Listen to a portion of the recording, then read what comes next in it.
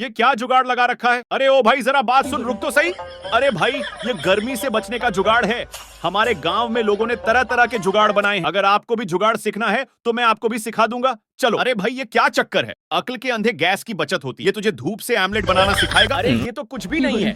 मैं तुम्हें और जुगाड़ दिखाता हूँ। भाई मेरा भी दिल कर रहा है कि मैं भी एक जुगाड़ सीख लूं। अरे क्यों नहीं, मैंने तुम्हारे लिए जुगाड़ बहुत अच्छी सोच रखी है। चलो मैं तुम्हें सिखा दूंगा। आगे क्या हुआ देखने से पहले हे राधा रानी, जो भी मेरे चैनल को लाइक सब्सक्राइब करें और कमेंट में राधे राधे लिखे, उसकी हर मनोकामना पूरी करना। जुगाड़ सिखाने के बहाने वह व्यक्ति उसे लूट लेता।